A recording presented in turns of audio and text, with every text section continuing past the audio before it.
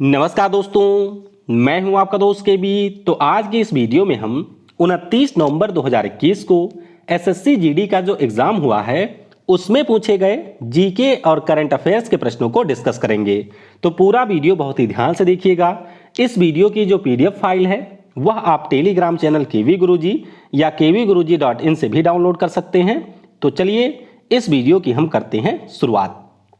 पहला प्रश्न पूछा गया कि निम्नलिखित में से कौन बैडमिंटन का खिलाड़ी नहीं है। यानी कि आपको 4 खिलाड़ी दिए गए थे ऑप्शन में, उसमें से आपको बैडमिंटन का खिलाड़ी जो नहीं है उसे चूज करना था और इसमें एक नाम था सानिया मिर्जा का। ध्यान रखिएगा, सानिया मिर्जा आपके टेनिस की खिलाड़ी हैं। उसी प्रकार से बैडमिंटन की बात करें तो साइना नेहवाल, जिन्होंने आपके 2012 के लंदन ओलंपिक में ब्रॉन्ज जीता था। पीवी सिंधु, जिन्होंने 2016 और 2020 दोनों ओलंपिक में पदक जीता हुआ है। श्रीकांत किदाम्बी, ज्वाला गुट्टा, पी साई प्रणीत, अश्विनी पोनप्पा, ये कुछ हमारे प्रमुख बैडमिंटन के खिलाड़ी हैं। अगला एक प्रश्न पूछा गया था कि हमारे संविधान में जो directive principle of state policy है, जिसे आप लोग राज्य के नीति निर्देशक तत्व कहते हैं, इसके संबंध में आपसे वह अनुच्छेद पूछा गया था जो लोगों के पोषण स्तर और जीवन स्तर को बेहतर बनाने से संबंधित है। तो ध्यान रखिएगा, आपके संविधान के डीपीएसपी में जो हमारा अनुच्छेद 47 है वह आपके पोषण स्तर और जीवन स्तर को ऊपर उठाने से संबंधित है। तो इसके बारे में आपको ध्यान रखना है। वैसे अगर हम लोग डीपीएसपी की बात करें तो आप ध्यान रखेंगे कि संविधान के अनुच्छेद 36 से 51 के बीच में भाग 4 में इसका प्रावधान दिया गया है और ये जो प्रोविजन है हमने आयरलैंड के कॉन्स्टिट्यूशन से लिया था। तो ये आप लोग ध्यान रखेंगे।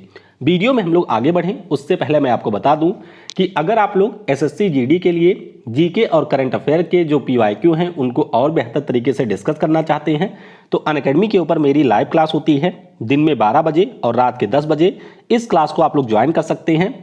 बेसिकली अगर आपको ग्रुप डी का भी एग्जाम देना है तो ग्रुप डी के जो पीवाईक्यू हैं उसका हम लोग चौथी बार डिस्कशन शुरू करने वाले हैं। तो उसके लिए भी आप लोग क्लासेज को ज्वाइन कर सकते हैं। सारी क्लासेज बिल्कुल फ्री है, सभी क्लास की आपको पीडीएफ भी मिलती है। तो आपको नीचे डिस्क्रिप्शन में मेरी प्रोफाइल का लिंक मिलेगा, उस पर क्लिक करिए और अनअकैडमी के ऊपर आप मुझे ज्वाइन कर सकते हैं। 1 दिसंबर से नए बैच भी शुरू हो रहे हैं आपके एसएससी और रेलवे कैटेगरी में। तो अगर आप लोग कोई भी एग्जाम की तैयारी एक सिस्टमैटिक वे में बहुत ही कम दाम में करना चाहते हैं तो अनअकैडमी का प्लस कोर्स भी आप लोग परचेज कर सकते हैं। मेरा कोड KV10 है, तो आप जैसे मेरा कोड यूज करेंगे आपको 10% का डिस्काउंट मिलेगा। लेकिन अगर आप किसी भी सब्सक्रिप्शन के ऊपर 25 से 30% तक का डिस्काउंट चाहते हैं तो ये मेरा व्हाट्सएप नंबर है, इसके ऊपर आप लोग कांटेक्ट कर सकते हैं। अगला प्रश्न पूछा गया कि सिख धर्म के हमारे 6ठे नंबर के गुरु कौन थे। तो आपको पता होगा कि 16वीं शताब्दी में जो हमारे गुरु नानक देव जी थे उनके द्वारा सिख धर्म की स्थापना की गई थी। 6ठे गुरु की बात करें तो ये थे हमारे गुरु हरगोविंद सिंह जी। कौन थे? गुरु हरगोविंद सिंह जी। इसी प्रकार से अगर हम लोग सेकंड गुरु की बात करें तो ये गुरु अंगद देव थे। उसी प्रकार से 5वें गुरु की बात करें तो इनका नाम आपको जरूर ध्यान रखना है क्योंकि इन्हीं के द्वारा स्वर्ण मंदिर का निर्माण करवाया गया था। फिर हमारे जो 10वें गुरु हैं इनका नाम है गुरु गोविंद सिंह और इन्हीं के द्वारा खालसा पंथ की गई थी स्थापना। तो ये सारे पॉइंट पहले पूछे जा चुके हैं, इसके बारे में आप लोग ध्यान रखेंगे।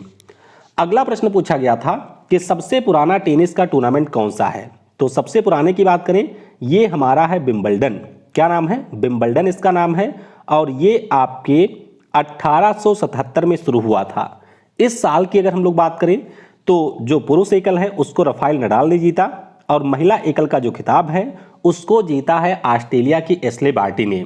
अब एग्जैक्ट ये प्रश्न आया था या नहीं आया था इसके बारे में आप मुझे कमेंट में बताइएगा। अगला प्रश्न पूछा गया कि जो हमारी धौलाधर पर्वत श्रेणी है ये आपके किस राज्य में स्थित है। तो ध्यान रखिएगा, धौलाधर की बात करें तो ये आपको हिमाचल प्रदेश में देखने को मिलेगा। जो हमारे यहाँ पर लेसर हिमालय है उसका हिस्सा है धौलाधर पर्वत श्रेणी और अगर हम इसके सबसे ऊंची चोटी की बात करें तो ये है हनुमान का टिब्बा। क्या है? हनुमान का टिब्बा इसकी सबसे ऊंची चोटी है। अगला प्रश्न पूछा गया कि 60 ओवर, 50 ओवर और 20 ओवर का जो क्रिकेट विश्व कप है उसको जीतने वाली पहली टीम कौन सी है। बहुत ही शानदार प्रश्न है। अब अगर आपको ये पता होगा कि 60 ओवर का विश्व कप कब कब हुआ है तो ही आप इसका उत्तर दे पाएंगे। देखिए, अगर हम लोग बात करते हैं 60 ओवर की, तो ये 1975 में हुआ था, 79 में हुआ था, इन दोनों को वेस्ट इंडीज ने जीता था। 1983 में जो हुआ था उसको जीता था हमारे देश भारत ने। तो भारत ने 60 ओवर का 1983 में जीता। 50 ओवर वाला जो है इसको हमने 2011 में जीता था महेंद्र सिंह धोनी की कप्तानी में, और 20 ओवर का जो है इसे हमने जीता था 2007 में। तो इस प्रकार से भारत एकमात्र दुनिया की टीम है जिसने आपके इन तीनों फॉर्मेट के विश्व कप को जीता है। तो ध्यान रखिएगा, भारत हो जाएगा यहां पर करेक्ट। अगला प्रश्न पूछा गया कि बाफ्टा ने अपने ब्रेक थ्रू पहल के लिए किसे ब्रांड एम्बेसडर बनाया है। तो यह भी पिछले साल बनाया गया था। बाफ्टा के बारे में पता होगा कि इसके द्वारा हर साल बेहतरीन फिल्मों को पुरस्कार दिए जाते हैं, और इन्होंने हमारे जो संगीत निर्माता हैं AR रहमान साहब, इनको पिछले साल बनाया था ब्रांड एम्बेसडर। तो काफ़ी महत्वपूर्ण है, इसके बारे में आप लोग ध्यान रखेंगे। अच्छा, AR रहमान साहब की बात हुई है तो आपको ध्यान रखना है, इन्हें मोजार्ट ऑफ मद्रास भी कहा जाता है, और ये आपके 2009 में 2 ऑस्कर पुरस्कार भी जीत चुके हैं। तो 2 ऑस्कर पुरस्कार जीतने वाले एकमात्र भारतीय हैं AR रहमान। तो ये भी आपको ध्यान रखना है। फिर एक प्रश्न पूछा गया था कि जो स्वर्णिम चतुर्भुज परियोजना है ये आपके किससे संबंधित है। तो स्वर्णिम चतुर्भुज परियोजना की बात करें तो आपको पता होगा कि हमारे यहाँ पर जो 4 महानगर हैं, दिल्ली, कोलकाता, चेन्नई और मुंबई, इनको जोड़ने की ये परियोजना है। तो आपके हाईवे से संबंधित है। 2002 में उस समय जो PM थे अटल बिहारी वाजपेयी जी, उनके द्वारा इसका शुरुआत किया गया था, और 2012 में ये हुआ है कंप्लीट। तो ध्यान रखेंगे इसके बारे में। अगला प्रश्न पूछा गया कि विश्व में जो सबसे ज्यादा फुटबॉल हैं ये किस शहर में बनाए जाते हैं। अब ये प्रश्न में भी मुझे थोड़ा सा डाउट है, लेकिन आप लोग बताइएगा कि क्या ये प्रश्न ऐसे ही पूछा गया था या कुछ अलग प्रश्न था। तो सबसे ज़्यादा जो फुटबॉल हैं वो आपके बनाए जाते हैं पाकिस्तान के सियालकोट में। 50% से ज़्यादा, कहीं कहीं आप लोग पढ़ेंगे 70% के आसपास जो दुनिया भर के फुटबॉल होते हैं वो पाकिस्तान के सियालकोट में बनाए जाते हैं। फुटबॉल की बात हुई है तो आप लोग ये भी ध्यान रखिएगा कि 2022 का जो फुटबॉल विश्व कप है इसका आयोजन दोहा में किया जाएगा। अगला प्रश्न पूछा गया कि भारत का जो राष्ट्रगान है इसको हमने कब अपनाया था। तो ध्यान रखिएगा, जो राष्ट्रगान है इसको हमने 24 जनवरी 1950 को अपनाया था, और राष्ट्रीय गीत को भी हमने 24 जनवरी 1950 को ही अपनाया था, दोनों को। अच्छा, कई बार यह भी पूछा जाता है कि राष्ट्रीय गीत पहली बार कब गाया गया था। तो 1896 में जो कांग्रेस का अधिवेशन कलकत्ता में हुआ था वहां पर पहली बार राष्ट्रीय गीत गाया गया था, और 1911 में जो कलकत्ता में आपके कांग्रेस का अधिवेशन हुआ था उसमें पहली बार राष्ट्रगान को गाया गया था। अच्छा, इससे पहले GD में ये पूछा जा चुका है कि हमने अपने तिरंगे को कब अपनाया था। तो ध्यान रखिएगा, 22 जुलाई 1947 को हमने अपने देश के तिरंगे झंडे को अपनाया था। तो ये भी आपको ध्यान रखना है। फिर एक प्रश्न पूछा गया कि जो हमारी ओलंपिक रिंग होती है इसमें कितने रंग होते हैं। तो दरअसल ये जो प्रश्न है वह इस प्रकार से पूछा गया था कि ओलंपिक रिंग के जो 5 रंग होते हैं उनमें से 4 के नाम दिए गए थे, और एक कौन सा नाम नहीं था वो आपको चूज करना था। तो आपको ध्यान रखना है कि इसमें 5 रंग होते हैं। कौन कौन से ये आप लोग देख सकते हैं। नीला रंग यूरोप को रिप्रेजेंट करता है, एशिया को पीला रंग रिप्रेजेंट करता है, अफ्रीका को करता है काला, ऑस्ट्रेलिया को करता है हरा, और उत्तर और दक्षिण अमेरिका दोनों को करता है लाल वाला। 1913 में बारेन पियरे डी कोबर्टिन ने इसका डिजाइन तैयार किया था, और सबसे पहली बार 1920 में जो बेल्जियम के एंटवर्प में ओलंपिक हुआ था उसमें इसको किया गया था शामिल। तो ये सारे इंपॉर्टेंट फैक्ट है, ये भी आपको ध्यान रखना है। अगला प्रश्न पूछा गया कि साहित्य के क्षेत्र में 2020 का जो नोबेल पुरस्कार है ये किसे मिला था। तो 2020 वाला ये मिला था लुइस ग्लुक को, जो कि अमेरिका की एक कवयित्री हैं। अच्छा, 2019 में किसको मिला था। तो पीटर हैंडके को मिला था 2019 में। और अगर हम लोग 2018 की बात करते हैं तो ये मिला था ओल्गा टोकारजुक को। अब 2021 की भी बात कर लेते हैं। तो तंजानिया में जन्म लिए हमारे एक राइटर हैं जिनका नाम है अब्दुल रज्जाक गुरनाह।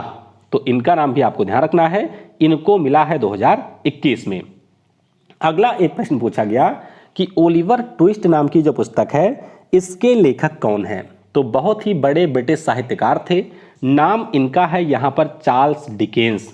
तो इनके द्वारा ये पुस्तक 3 भागों में लिखी गई थी और पहली जो इसकी प्रति है वो आपकी पब्लिश हुई थी 1838 में। तो काफ़ी पुरानी पुस्तक है। नाम इसका है ओलिवर ट्विस्ट। इसके ऊपर मूवी वगैरह भी बन चुकी हैं, तो ध्यान रखेंगे आप लोग इस पुस्तक के बारे में। अगला प्रश्न पूछा गया, ये आपके अब जो प्रश्न आ रहे हैं ये 26 तारीख के तीसरे शिफ्ट के हैं। तो मैं आपको बता देना चाहता हूं ये 26 के तीसरे शिफ्ट के प्रश्न हैं। देखिए, एक प्रश्न पूछा गया कि काबनी किसकी सहायक नदी है। तो ध्यान रखिएगा, काबनी आपके कावेरी की सहायक नदी है। फिर एक प्रश्न पूछा गया कि दिल्ली का जो लाल किला है इसका निर्माण किसने करवाया था। तो दिल्ली का जो लाल किला है इसका निर्माण शाहजहां ने करवाया था। इसके बारे में ध्यान रखिएगा कि उस्ताद अहमद लाहौरी इसके वास्तुकार थे और ये आपके 1638 से 1648 के बीच में बना था। और भारत के जो प्रधानमंत्री होते हैं ये आपके यहीं पर करते हैं झंडा रोहण। एक प्रश्न और पूछा गया कि वर्ष 2019 के लिए 2020 में जो आईसीसी के द्वारा सर्वश्रेष्ठ क्रिकेटर का अवार्ड है ये किसे मिला था। तो आपको ध्यान रखना है कि जो सर्वश्रेष्ठ क्रिकेटर का अवार्ड होता है ये मिला था बेन स्टोक्स को, ठीक है, पुरुषों में। महिलाओं में मिला था एलिसा पेरी को, ये भी आपको ध्यान रखना है। उसी प्रकार से बेस्ट कैप्टन थे आपके विराट कोहली और बेस्ट ओडीआई प्लेयर थे रोहित शर्मा। अब यहां पर कई लोग हो जाते हैं कई बार कंफ्यूज। रीजन क्या है कंफ्यूजन का? देखिए, 2020 में ही आपके डिकेड पुरस्कार भी दिए गए थे। तो अगर आपके डिकेड पुरस्कारों में क्रिकेटर ऑफ द ईयर पूछा जाएगा तो आपका उत्तर होगा विराट कोहली।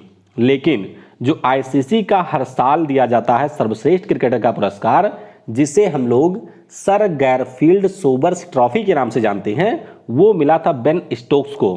तो इसीलिए कंफ्यूज बिल्कुल भी मत होइएगा।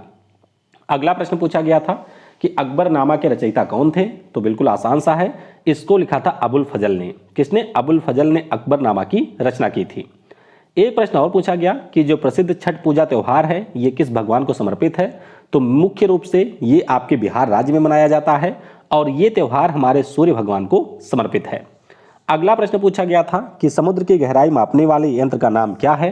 तो इस यंत्र का नाम है यहाँ पर फैदोमीटर। क्या नाम है? फैदोमीटर इसका नाम है।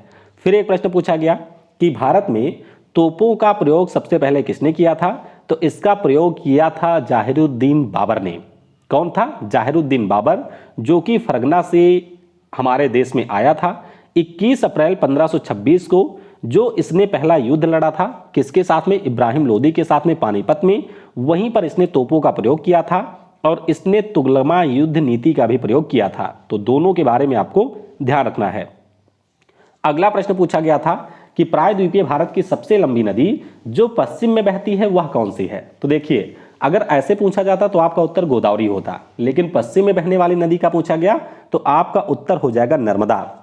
अमरकंटक की पहाड़ियों से ये मध्य प्रदेश में निकलती है और जाकर के बे ऑफ खंबात में अपना जल गिराती है। तो नाम इसका है नर्मदा नदी। अगला प्रश्न पूछा गया था कि दही किस अम्ल की उपस्थिति के कारण खट्टा होता है। तो आपको पता ही होगा कि जो दही होता है वो उसमें होता है लैक्टिक अम्ल। हालांकि कुछ बच्चों ने यह भी बताया कि लैक्टिक अम्ल ऑप्शन में नहीं था। तो भैया मैंने बहुत सर्च किया, दही में आपके लैक्टिक अम्ल ही होता है। अब और क्या हो सकता है ये अगर आपको पता है तो नीचे कमेंट में बताइएगा।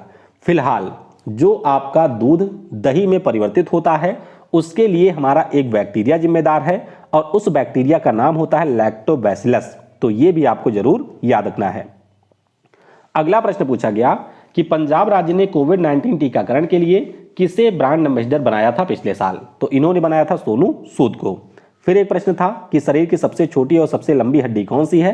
तो आपको पता होगा कि जो आपके पैर में पाई जाती है फीमूर, वो सबसे लंबी है और सबसे छोटी हड्डी आपके मध्य कान में पाई जाती है जिसका नाम है स्टेपीज। तो इस प्रकार से जितने भी प्रश्न मुझको मिले थे मैंने उन सभी को डिस्कस कर लिया है। अगर आपको पहले शिफ्ट के कुछ और प्रश्नों के बारे में पता है तो वह आप लोग नीचे कमेंट में जरूर बताइएगा। Thanks for watching. जय हिंद, जय भारत और सबसे जरूरी, पढ़ेगा भारत तो बढ़ेगा भारत।